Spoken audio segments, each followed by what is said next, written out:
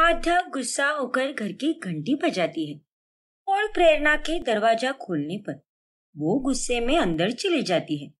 आध्या, तुम यहाँ पर? क्यों? चौंक गए? फूट गया है तुम्हारा भांडा? और डर क्यों रहे हो? अरे ये तुम कैसी बातें कर रही हो? जब मैंने कुछ गलत किया ही नहीं है तो मैं भला क्यों डरूंगा? अरे साफ साफ दिखाई दे रहा है कि क्या गलत हो रहा है और क्या सही हो रहा है। क्या चक्कर चल रहा है तुम्हारा इस काली लड़की के साथ? इसीलिए मुझे कुछ बिना बताए ही चले आए यहाँ पर, है ना? मुझे पहले से पता था कि तुम दोनों के बीच कुछ ना कुछ तो जरूर है, इसलिए मैंने तुम्हारा पीछा किया। अरे आध्या, तुम्हारा दिमाग खराब हो गया है क्या? मेरा और प्रेरणा का कोई चक्कर नहीं चल रहा। हम दोनों पहले कलीग थे और अब बस अच्छे दोस्त थे। हाँ आध्या, जतिन को मेरे हाथ का खाना बहुत अच्छा लगता है और आज मैंने एक नई डिश बनाई थी, इसीलिए मैंने इसे खाने पर बुला लिया। हाँ आध्या, प्रेरणा तो तुमसे कई गुना ज्यादा अच्छा खाना बनाती है, इसीलिए आज मैं इसके पास आया हूँ और ये रोज ऑफिस में मेरे लिए टिफिन भी लाती है। अच्छा जी, तो इस काली लड़की ने तुम्हें अच्छा खाना खिला खिलाकर अपनी तरफ आकर्षित कर लिया है। देखो आध्या, पहली बात तो इसका नाम प्रेरणा है, तो इसे बार बार काली बोलना बंद करो। और दूसरी बात यह है कि ये एक बहुत ही भली लड़की है और उसकी सोच तुम्हारी तरह गंदी बिल्कुल नहीं है। वो तो दिख ही रहा है। ए लड़की, मैं तुझे बता दे रही हूँ, मेरे पति से दूर रह, और अगर तूने इसे अपने झांसे में फंसाने की कोशिश भी की तो मुझसे बुरा और कोई नहीं होगा। और तुम जतिन, अब चल रहे हो या नहीं मेरे साथ, या फिर पूरी रात यही बिताने का इरादा है? फिर जतिन आध्या के साथ अपने घर चला जाता है और अगली सुबह जतिन, अब आध्या का गुस्सा थोड़ा कम हो गया होगा ना? माफ करना मुझे, मेरे कारण तुम दोनों के बीच बहस हो गई। अरे नहीं प्रेरणा, तुम मुझसे माफी क्यों मांग रही हो? इसमें तुम्हारी कोई गलती नहीं है। उल्टा माफी तो मुझे तुमसे मांगनी चाहिए, क्योंकि आध्या ने तुमसे बदतमीजी से बात की। अरे कोई बात नहीं जतिन, कुछ लोगों की सोच ही बुरी होती है। जीवन में हमें सिर्फ सकारात्मक बातों पर ही ध्यान देना चाहिए, ना कि नकारात्मक बातों पर ध्यान देकर जीवन को और मुश्किल बनाना चाहिए। मैं तो यही करती हूँ। अरे वाह प्रेरणा, तुम्हारी सोच तो काफी अच्छी है। फिर एक रोज जब घर पर सिर्फ आध्या होती है, तभी कोई दूर का रिश्तेदार घर आता है और उनके लिए आध्या चाय और पराठे बनाती है। अरे बहू, इन सब की क्या जरूरत थी? चाय ही काफी थी। अरे नहीं काका जी, ऐसे कैसे बस चाय पीते आप? पराठे भी तो खाइए, मैंने अपने हाथों से बनाए हैं। उतने में दरवाजे पर मालिनी आती है और वो ये देखकर काफी चिंतित हो जाती है। अरे बाप रे, ये लड़की अरुण भाई को खाना दे रही है। अगर इन्होंने इसके हाथ का खाना खा लिया तो बहुत बड़ी मुसीबत हो जाएगी। मालिनी इतना सोच ही रही होती है कि वो मेहमान पराठे खा ही लेते हैं। हे भगवान, इतना बुरा खाना तो मैंने आज तक कभी नहीं खाया बहू। हमारे खानदान में कोई औरत इतना बुरा खाना नहीं बनाती। अरे तू तो मालिनी की बहू है, फिर भी ऐसा खाना बनाती है। माफ करना अरुण भाई, वो इसे बाकी का थोड़ा बहुत खाना बनाने आता है, पर ये पराठे अच्छे से नहीं बना पाती। अच्छा हुआ मालिनी जो तुम आ गई यहाँ पर। अरे ये क्या संस्कार दिए हैं तुमने अपनी बहू को? एक बहू को हर तरह का खाना बनाना आना ही चाहिए। और तुम पराठों की क्या बात कर रही हो? चाय भी इतनी खास नहीं बनी है। अरे ओ काका, खाना है तो चुपचाप खाओ वरना चलते बनो। ज्यादा चिक मत करो। स्वाद में कुछ 19-20 हुआ होगा, लेकिन मैंने आपके लिए कितनी मेहनत लेकर बनाया है, कम से कम उसकी तो इज्जत कीजिए। आद्या बहू, तमीज से पेश आ। देखा ना मालिनी, इतनी बदतमीज और बददिमाग है तेरी बहू।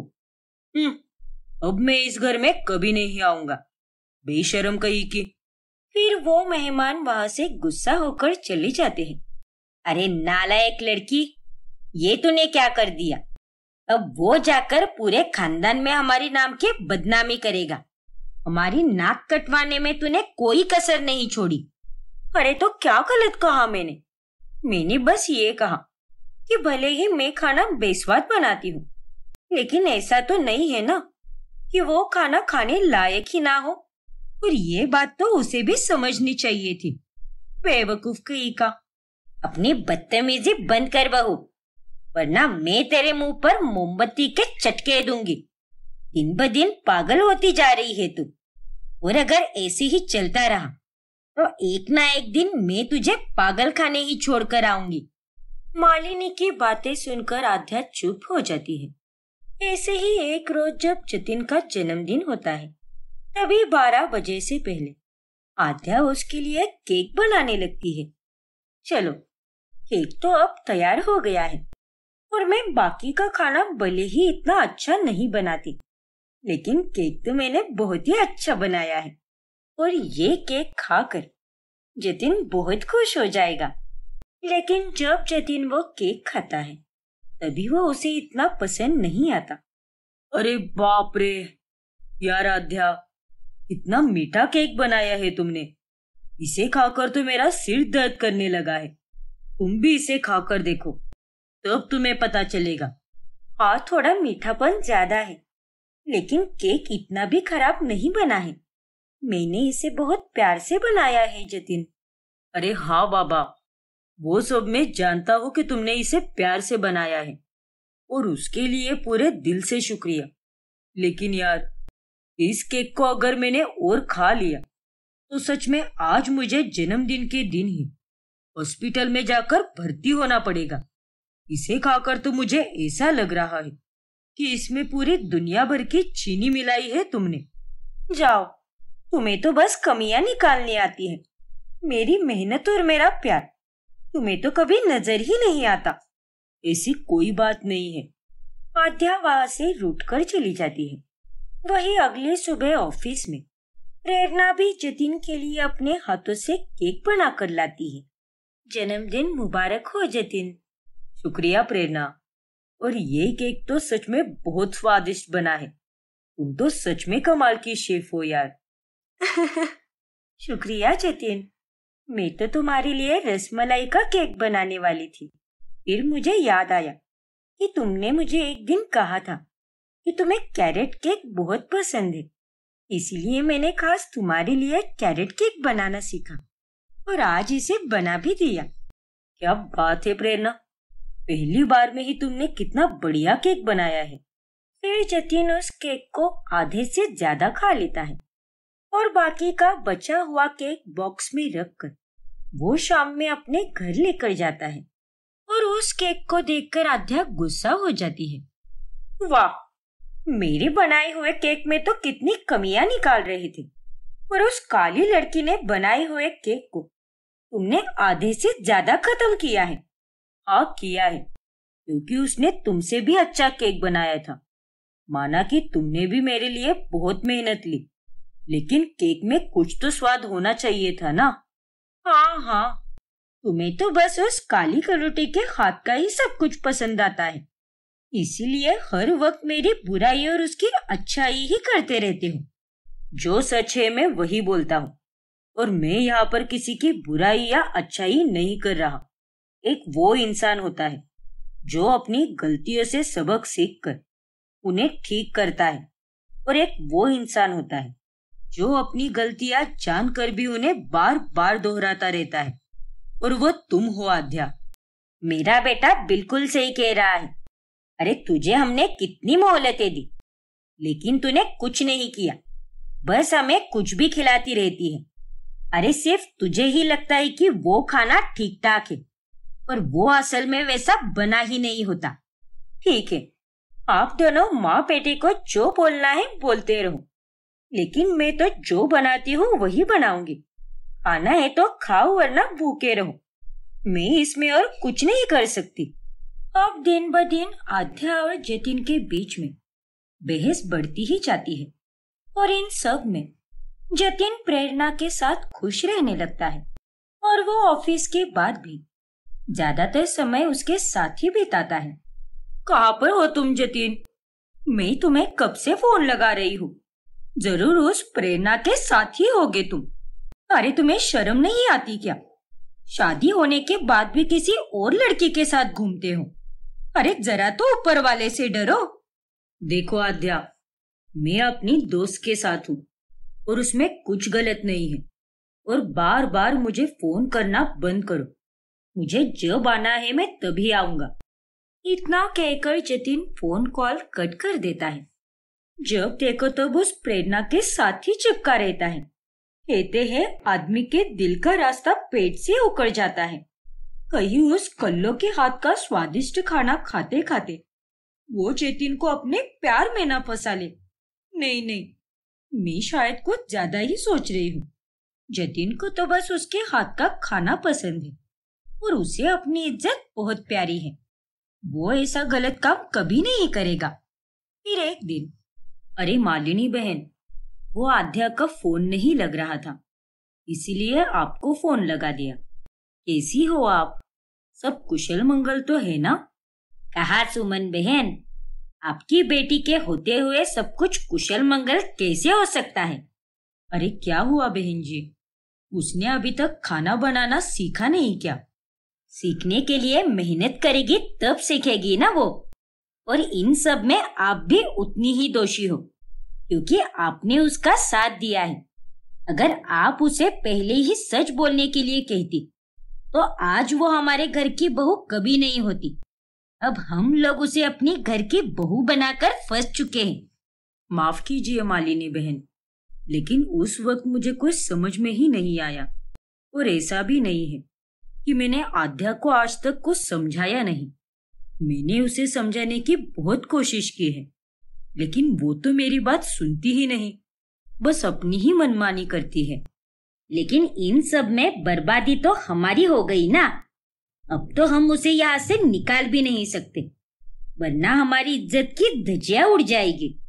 मालिनी को इस तरह से सुमन को सुनाते हुए देखकर आद्या को बहुत गुस्सा आता है। फिर रात में वो मालिनी और जतिन के लिए खाना ही नहीं बनाती। अरे ओ मैडम, जो बनाया है दे दे जल्दी। रोज की तरह खाने में नमक डालकर ही खाऊंगी, तब जाकर थोड़ा बहुत स्वाद आएगा। कैसा स्वाद माँ? यहाँ तो मुझे खाने का मन भी नहीं करता। चलो अच्छा है, क्योंकि आज से मैं आप लोगों को खाना बनाकर नहीं दूंगी। बस बहुत हो गया। मुझ तक तो ठीक था, लेकिन आपने मेरी माँ को क्यों सुनाया माँ जी? अगर आप दोनों को मेरे खाने से इतनी ही तकलीफ है तो खुद बनाकर खाइए ना। मैं अपना खाना अलग से बनवाया करूंगी। क्या? अरे माँ से इस उम्र में काम करवाओगी क्या तुम? अब जरा तो लाज शर्म है कि नहीं तुम में? हाँ हाँ, नहीं है, मुझ में कोई लाज शर्म नहीं है। मैं अच्छी तरह से जानता हूँ ये सब तुम इसीलिए कर रही हो क्योंकि तुम्हें पता है कि हम चाहकर भी तुम्हें इस घर के बाहर नहीं निकालेंगे। लेकिन मैं अब भी कह रहा हूँ, अपने ये नखरे कम कर दो आद्या, वरना मुझसे बुरा और कोई नहीं होगा।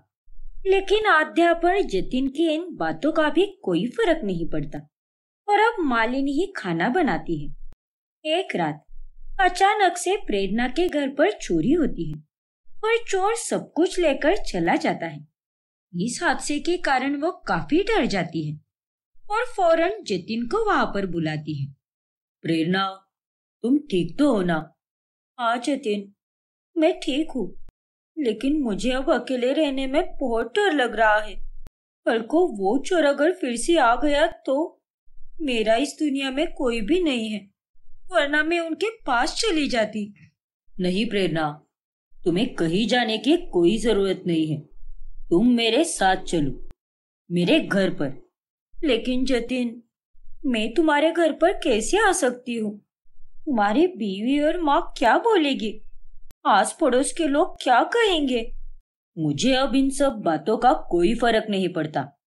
तुम्हें एक पत्नी और बहू होने के सारे गुण हैं और मैं तुम्हें दोस्त नहीं बल्कि अपनी बीवी बनाकर ले जाना चाहता हूँ।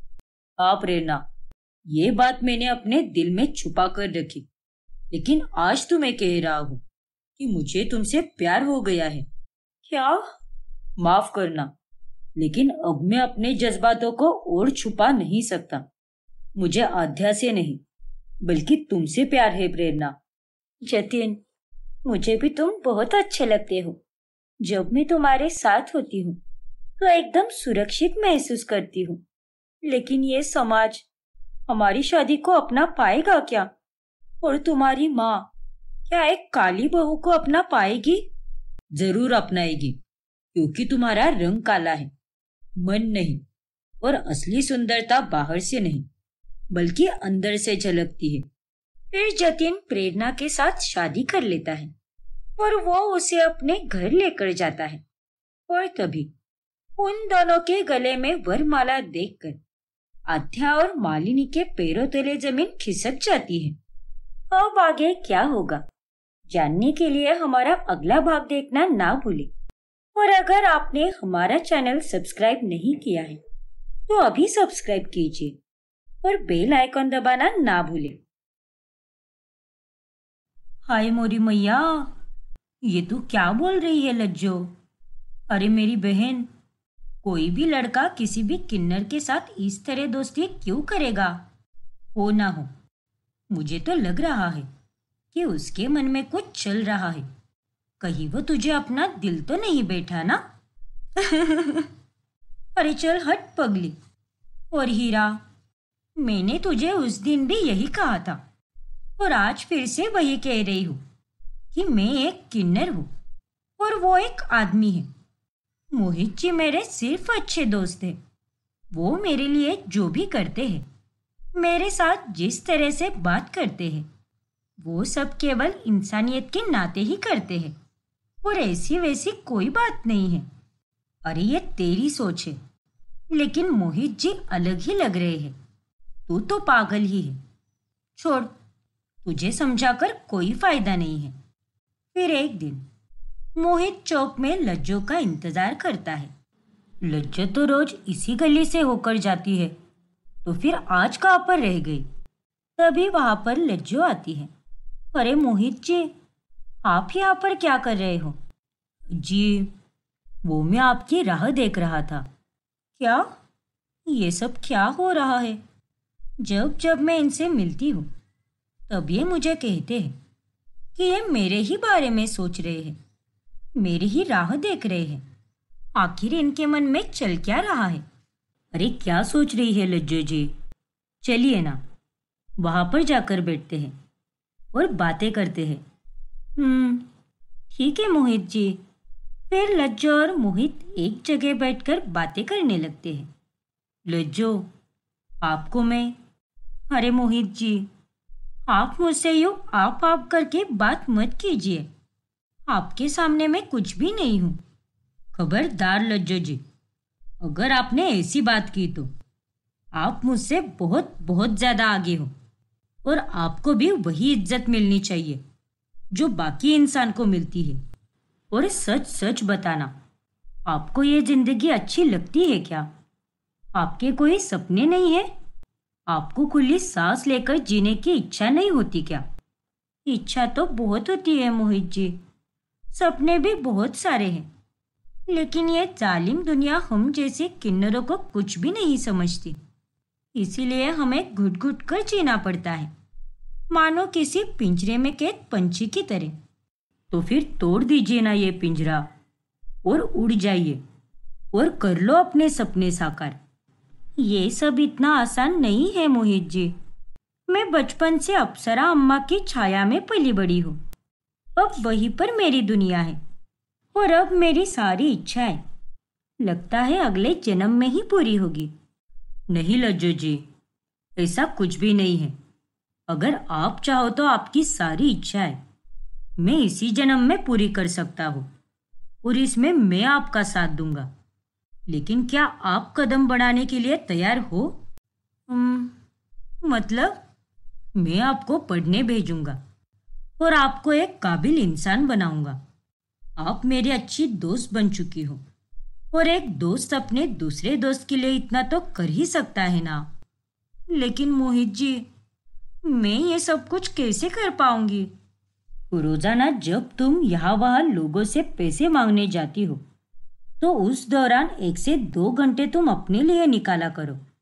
एक प्राइवेट कोचिंग क्लास है, वहां पर जाकर तुम्हें पढ़ने मिलेगा और मैं तुम्हारी हर एक छोटी से छोटी चीज का ध्यान रखूंगा। धन्यवाद मोहित जी, मुझे हमेशा से ही पढ़ने की इच्छा थी और अब वो इच्छा पूरी होने जा रही है, वो भी आपकी बदौलत। वो क्या कहते हैं? Thank you. You are most welcome Lajjo ji. लेकिन अब उड़ने की बारी है और इस उड़ान में मैं आपका हर कदम पर साथ दूंगा। इस तरह अब मोहित रोजाना लज्जो को उस प्राइवेट कोचिंग क्लास में भेजता है, जहां पर जाकर वो पढ़ाई कर पाती है। और ये सब जानकर हीरा भी बहुत खुश होती है। ऐसे ही एक दिन, अरे ओ महारानी, कहाँ चली? आजकल तो तेरे पाँव टिकते ही नहीं बस्ती में, बस बाहर बाहर ही रहती है। आखिर माजरा क्या है? कहीं पैसे मांगने की जगह कोई और करामती तो नहीं कर रही ना तू? ना ना अम्मा, मैं तो पैसे ही मांगने जाती हूँ। आप चाहे तो बाकी चेलों से पूछ सकती हो। हाय हाय, झूठ बोले कौवा काटे, काले कौवे से तो डरियो। अरे लज्जो, तुम कौन से इलाके में जाकर पैसे मांगती हो? मैंने तो तुम्हें कहीं देखा ही नहीं। और अगर ये इतने पैसे मांगती है तो बोलिए इसे हिसाब देने के लिए। हाँ लज्जो, रोमा बिल्कुल सही कह रही है। दिखा मुझे तेरे पैसे। वो अम्मा, वो अरे क्या वो करे जा रही है? ला ना। फिर लज्जो अपने सारे पैसे लाकर अप्सरा की झोली में डालती है और उसके बाद अप्सरा उसे गिनने लगती है। अरे सत्यानाश हो तेरा! और ये कितने कम पैसे हैं? इतने तो ये रोमा रानी एक दिन में ही कमा लेती है। देख लज्जो, मैं कुछ बोलती नहीं इसका मतलब ये नहीं कि तू सिर पर चढ़कर नाचने लगे। अपनी औकात में रह और अपने काम पर ध्यान दे। ज्यादा इधर उधर घूमने की कोई जरूरत नहीं है, समझी कि नहीं? जी अम्मा, उस इलाके में मुझे ज्यादा पैसे नहीं दिए लोगों ने। अब मैं इलाका ही बदल दूंगी तो दूसरी जगह अच्छे पैसे मिलेंगे। ठीक है, चल दफा हो अब। लज्जो अब बहुत सावधानी बरत कर मोहित से मिलने जाती है। एक दिन अचानक से मौसम बहुत ज्यादा खराब होता है और वो दोनों एक जगह फंस जाते हैं। हे भगवान, कितनी जोरों से बारिश हो रही है। अब हम दोनों यहाँ से बाहर कैसे निकलेंगे? देखिए लज्जो, आप घबराइए मत, मैं हूं ना, हम यहाँ से निकल जाएंगे। लेकिन आपकी गाड़ी यहाँ से आगे नहीं जा पाएगी। रास्तों की हालत तो देखिए। मोहित भी बहुत ज्यादा चिंतित हो जाता है और उसके घर वाले भी, मतलब उसके माता पिता और बहन सोनल भी बहुत ज्यादा परेशान हो जाते हैं। अरे मोहित का तो फोन भी नहीं लग रहा, पता नहीं कहाँ पर रह गया। ऊपर से कितनी बारिश भी हो रही है। हे कृष्ण भगवान, मेरे मोहित की रक्षा करना। माँ पापा, आज हर जगह तूफानी बारिश के कारण रेड अलर्ट कर दिया है। जरूर भैया किसी न किसी जगह फंस गए होंगे। वही दूसरी तरफ बस्ती में भी अप्सरा को बहुत गुस्सा आता है। हो ना हो अम्मा, मुझे तो दाल में पक्का कुछ काला लग रहा है। जरूर वो कल मुही लज्जो अपने आशिक के साथ होगी। किन्नर होकर भी उसने एक आदमी को अपने वश में कर लिया है, मोहल्ले की सबसे सुंदर किन्नर जो ठहरी। आने दो उसे, कल अच्छे से सबक सिखाऊंगी। नालायक करमजली, छोड़ूंगी नहीं मैं। बहुत पर निकल आए हैं उसके। रात भर वो दोनों उसी जगह अटके रहते हैं और सुबह होने पर वापस अपने घर चले जाते हैं। तभी अप्सरा लज्जो को बहुत मारती है और उसे अब अगले 7 दिनों तक खाना ना देने की सजा देती है। मुझे माफ कर दीजिए अम्मा, लेकिन मेरा विश्वास कीजिए, मैं सच में एक जगह फंस गई थी जहाँ के रास्ते बहुत खराब थे। तो मैं वहां से वापस कैसे आती? अरे कल मोहित चुड़ैल, चंदा मांगने ऐसे कौन से इलाके में जाती है तू? झूठ का पिटारा खोखली डायन। आग लगे तुझे। चुप कर रोमा, इसे तो अब मैं देखूंगी। अब तू ज्यादा बाहर नहीं जाएगी, और जाएगी तो किसी न किसी किन्नर के साथ ही जाएगी, समझी कि नहीं? जी जी अम्मा। वही मोहित के घर वाले भी उसे बहुत डांटते हैं, पर वो उन्हें समझाकर मना लेता है। और इधर लज्जो भी हीरा को सारी कहानी बताती है। अरे लज्जो, ये देख, मोहित जी का ही फोन है, उठा ना। नहीं हीरा, उन्हें कह दे कि अब मैं उनसे नहीं मिल सकती। अम्मा बहुत भड़क चुकी है, और अब तो मैं बस्ती के बाहर अकेली भी नहीं जा सकती। ठीक है लज्जो। फिर हीरा मोहित का फोन कॉल उठाकर उसे सारी सच्चाई बताती है, और उसे सुनकर मोहित का भी जी घबरा जाता है। क्या? अरे ऐसे कैसे अम्मा भड़क सकती है? बारिश के मौसम में कोई फंस नहीं सकता क्या? और वो लज्जो पर इतना शक क्यों करती है? अब वो मैं सब नहीं जानती साहब, लेकिन लज्जो आपसे अब बहुत कम मिला करेगी। और वैसे भी आपका और उसका मिलना आपके लिए तो नहीं, बल्कि उसके लिए खतरों से खाली नहीं है, क्योंकि अप्सरा अम्मा जितना प्यार करती है, उससे कहीं ज्यादा नफरत भी कर सकती है। चलो रखती हूँ मैं। इतना कहकर हीरा फोन कॉल कट कर देती है। अरे लेकिन मेरी बात तो करा दीजिए उनसे। ओह गॉड, यह अप्सरा अम्मा भी ना, बड़ी अजीब इंसान है। अब मोहित और लज्जो के बीच दूरियां आ जाती है, जिस कारण मोहित बहुत उदास रहने लगता है, और उसका मन भी नहीं लगता। और इन्हीं जुदाई के पलों में उसे अपने जज्बातों का एहसास हो जाता है। हाँ, शायद यही है प्यार।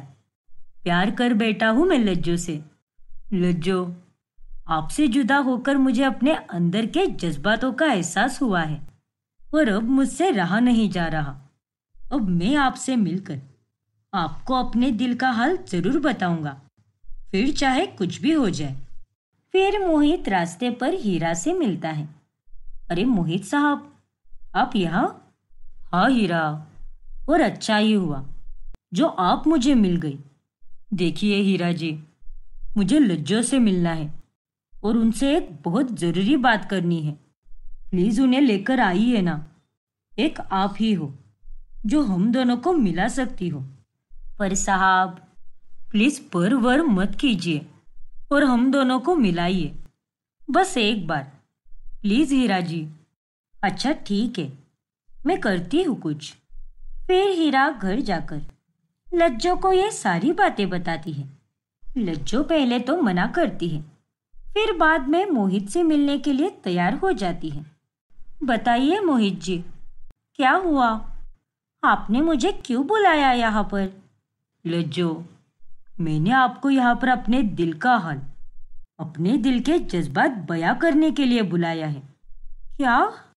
हाँ लज्जो, मैं नहीं जानता कि ये सब कैसे और क्यों हुआ, लेकिन मुझे आपसे बहुत प्यार हो चुका है, और अब मैं आपके बिना नहीं रह पा रहा।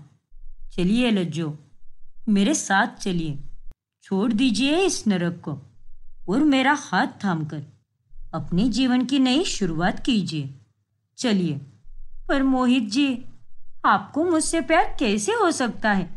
मैं एक किन्नर हूँ और आप एक आदमी हो, और हम दोनों कभी एक नहीं हो सकते। आपका परिवार, मेरी अम्मा, ये लोग हमें एक साथ कभी रहने नहीं देंगे। मुझे उस बात की कोई परवाह नहीं है। अगर आप और मैं एक हो जाए तो हमारा कोई कुछ बिगाड़ नहीं सकता। मैं आपकी पूरी हिफाजत करूंगा। बस आप एक बार मेरा हाथ थाम लीजिए। और मैंने किसी किन्नर से नहीं, बल्कि आपकी आत्मा से प्यार किया है। नहीं मोहित जी, ये गलत है। हम दोनों एक नहीं हो सकते। आप चले जाइए यहाँ से, और फिर कभी मत आइए। चलती हूँ, अपना ख्याल रखिए। अरे लज्जो, रुक जाओ लज्जो, मेरी बात तो सुनो। लज्जो वहां से चली जाती है, और वो रात में मोहित के बारे में बहुत सोचती है। देख लज्जो, मैं जानती हूँ कि हम किन्नर हैं, लेकिन हर किन्नर इतनी नसीब वाली नहीं होती। और अगर तेरे नसीब में इतनी सारी खुशियाँ लिखी है तो जा, उन्हें अपने गले लगा ले। समाज के बारे में इतना मत सोच। पर हीरा, सब कुछ इतना आसान नहीं है। मैं अम्मा को धोखा नहीं दे सकती। अरे, अम्मा से बड़ी धोखेबाज इंसान और कोई नहीं है। अगर तू अम्मा के साथ रहेगी तो हमेशा दर्द सहती रहेगी। जा लज्जो, एक किन्नर की जिंदगी श्राप से कम नहीं होती। जा, इस श्राप भरी जिंदगी से आजाद कर दे खुद को। मोहित साहब बहुत अच्छे इंसान हैं और मुझे पहले दिन से ही पता था कि वो तुझे बहुत चाहते हैं। हीरा की बात सुनकर लज्जो वहां से भागने का फैसला करती है और वो मोहित से मिलने के लिए मंदिर चली जाती है। मोहित जी, मुझे जिंदगी में कभी किसी से इतना प्यार नहीं मिला, इतनी इज्जत भी कभी नहीं मिली जितनी कि आपने दी है। और आज मैं अपने आप को उस पिंजरे से आजाद करके आपके पास आई हूँ और अब मैं आपके साथ एक नई जीवन की शुरुआत करने के लिए तैयार हूँ मोहित जी। मुझे पता था लज्जो कि आप जरूर आओगी और मैं आपको बता नहीं सकता कि आज मैं कितना खुश हूँ। फिर लज्जो और मोहित भगवान के सामने अग्नि को साक्षी मानकर शादी कर लेते हैं और उसके बाद मोहित लज्जो को अपने घर लेकर जाता है।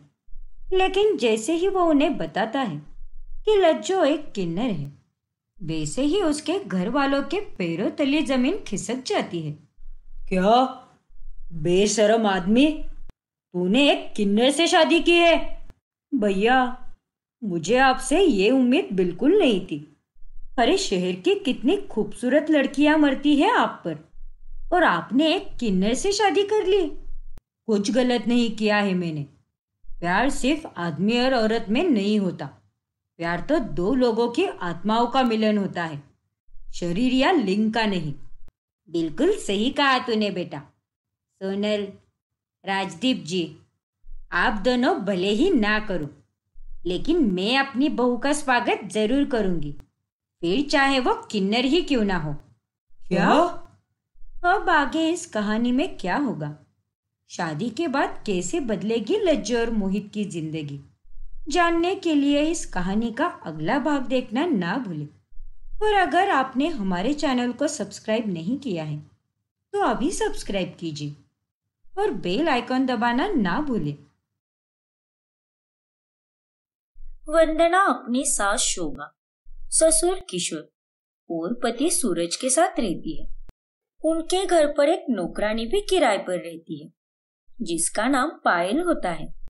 उसे काम करने की कोई भी तनख्वाह नहीं मिलती, बल्कि वो काम करके वहीं पर रहा करती है और वहीं पर खाती पीती भी है, और साथ ही वो दूसरे घर के भी काम किया करती है। एक रोज, और ये क्या, ये पायल भी ना, सच में पापा जी के लिए तो इसने बेसन के चीले बनाए ही नहीं, और माँ जी के लिए मसाला दूध भी नहीं बनाया इसने।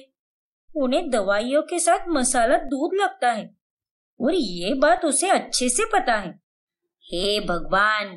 अरे वंदना बहू, ये पायल ने तो सारे कपड़े धोकर रख दिए हैं, लेकिन इन्हें सुखाया ही नहीं। कितनी बड़ी बेवकूफ है वो। अरे, उसे तो बस दूसरे कामों पर भागने की जल्दी रहती है, इसलिए यहाँ के कामों को आधा अधूरा छोड़कर वो ऐसे ही चली जाती है। हाँ बहू, तो बिल्कुल सही कह रही है। फिर बाद में जब पायल घर पर आती है तभी, क्यों रे पायल, तुझे अगर दूसरे कामों पर जाना है तो यहाँ के कामों को निपटा कर जाना। यहाँ के काम आधे अधूरे छोड़कर क्यों भागती है तू? हाँ पायल, तुम्हें तो अच्छी तरह से पता है कि माँ जी को दवाइयों के साथ मसाला दूध पीने की आदत है, और उसके बावजूद भी तुमने उनके लिए दूध नहीं बनाया, और कपड़े उन्हें तो तुमने धो दिए लेकिन सुखाया ही नहीं।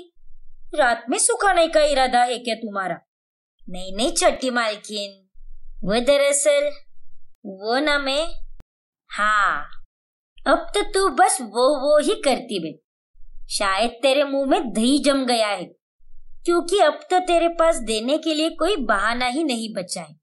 हर रोज का है तेरा नाटक। बस कामों को आधा अधूरा छोड़कर चली जाती है मुंह उठाकर। माफ कर दीजिए बड़ी मालकिन, मैं कल से ऐसा नहीं करेगी। दोनों कामों पर जाने से पहले ही यहाँ के सारे काम निपटाऊंगी और उसके बाद ही मैं दोनों कामों पर जाएगी। गुलाबी वाला प्रामिज। क्या कहा तुमने? ओफो, अरे माँ जी, ये पिंकी प्रॉमिस बोल रही है। अच्छा ठीक है, वो तो कल ही पता चलेगा कि तू अपने शब्दों पर कितनी खरी उतरती है। और हाँ पायल, कल दोपहर को घर पर ताई जी और ताऊ जी आ रहे हैं। 2 दिन वो यहीं पर रहेंगे, इसीलिए कल सुबह तक गेस्ट रूम की सफाई हो जानी चाहिए। ठीक है छोटी मालकिन, हो जाएगी। आप एकदम चिंतित रहिए। क्या? मेरा मतलब निश्चिंत रहिए। लेकिन पायल अपने वादे को पूरा नहीं कर पाती और अगले दिन वो दूसरे काम पर चली जाती है और वो गेस्ट रूम की सफाई करना भी भूल जाती है और साथ ही वॉश बेसिन का नल भी खुला ही छोड़ देती है। हे भगवान, इस पायल की तो ऐसी की तैसी।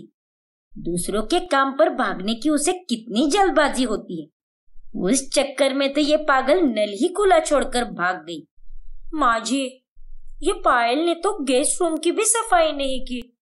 अब 2 घंटे में ताऊ जी और ताई जी भी आ जाएंगे। इस कामचोर पायल की तो आज खैर नहीं। आने दो इसे, अच्छे से क्लास लेती हूँ मैं इसकी।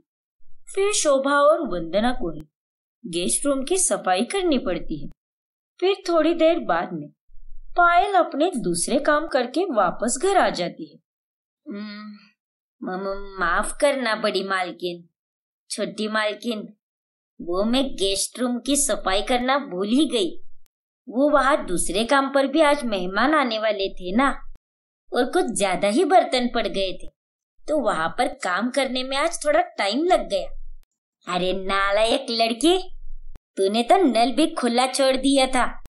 अरे ऐसी कौन सी जल्दी थी तुझे? देखो पायल, अगर तुम्हें यहाँ पर रहना है तो यहाँ के कामों को पूरा करके ही दूसरे काम पर जाना होगा, वरना तुम यहाँ पर एक किराएदार बन के मत रहो।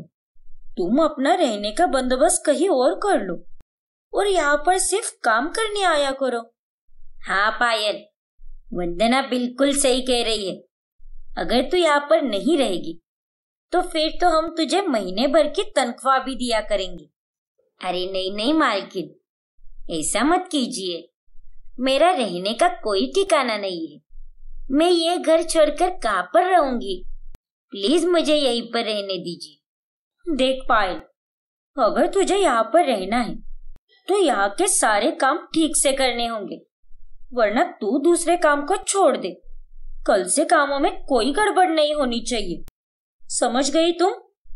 पायल अब फंस जाती है और उससे दोनों जगह के काम हैंडल ना होने के कारण वो काम उसे छोड़ने पड़ते हैं और अब उसे वंदना और शोभा के घर पर ही एक किराएदार नौकरानी बनकर रहना पड़ता है। फिर एक दिन, इस घर में काम करते हुए मैं तो एक छत के नीचे रह पा रही हूँ, अच्छे से खा पी भी रही हूँ, लेकिन पैसों का क्या? मेरे पास तो कोई पैसे नहीं बच रहे। इस घर में मैं जो भी काम कर रही हूँ उसके बदले ये लोग मुझे तनख्वाह की जगह रहने की जगह और खाना पीना दे रहे हैं। नहीं, लेकिन ऐसे कितने दिनों तक चलेगा? मुझे आगे का भी सोचना होगा और पैसे भी इकट्ठा करने होंगे, फिर चाहे मुझे कुछ भी करना पड़े। पायल अब तिगड़म लगाने लगती है और वो अब घर की घर में ही चालाकी से पैसों को ऐंठने लगती है।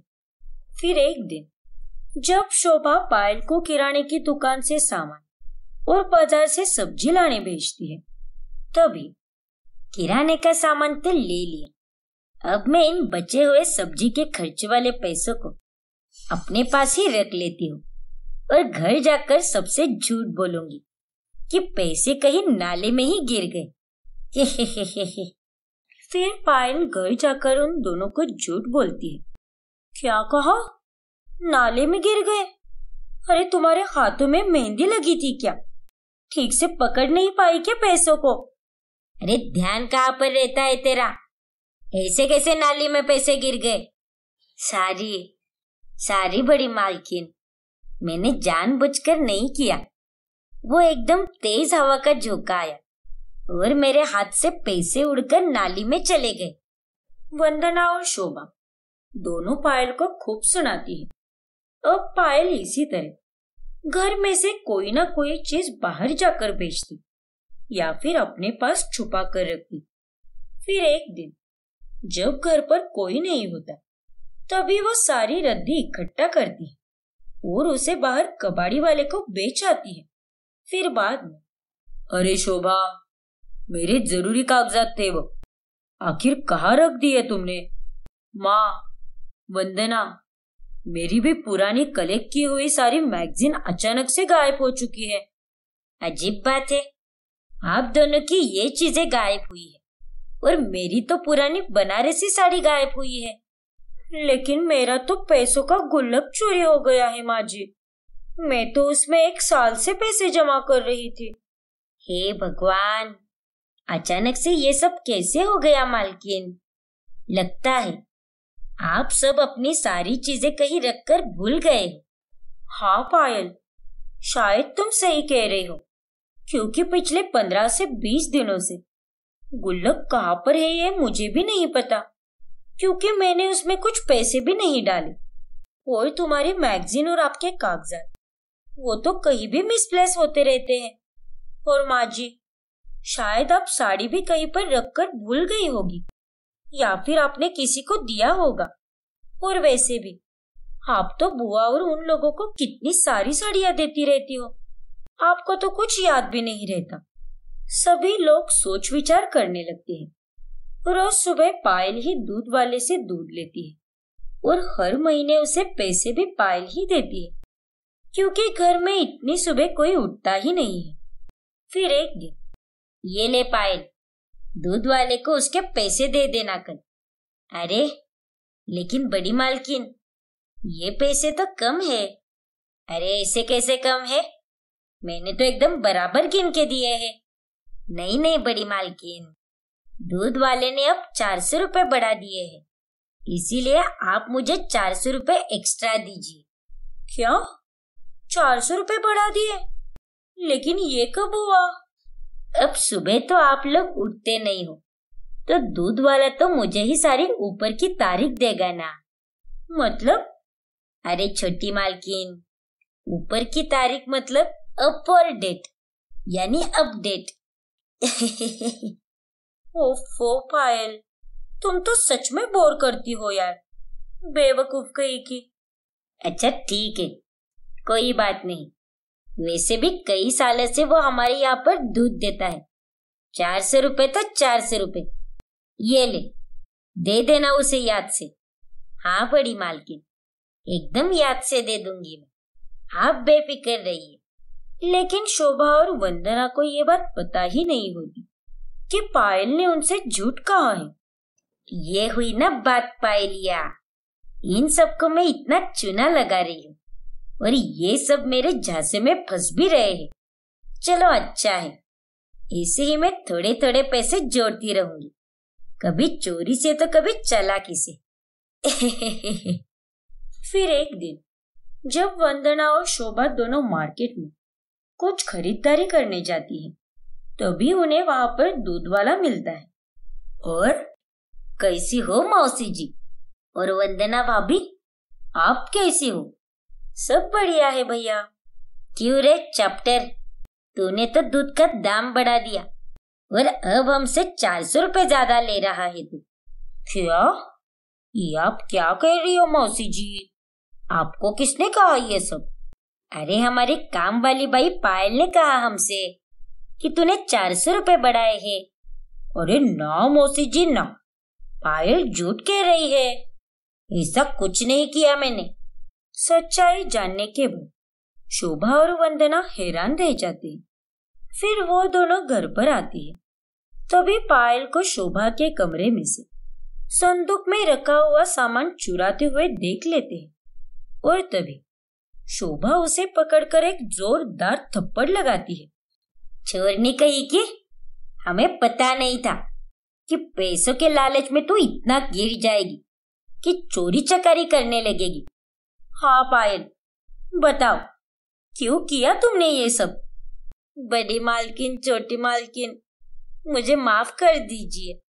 यहाँ रहकर मुझे तो कोई भी पैसे नहीं मिल रहे थे, बस रहने को छत और खाने को मिल रहा था।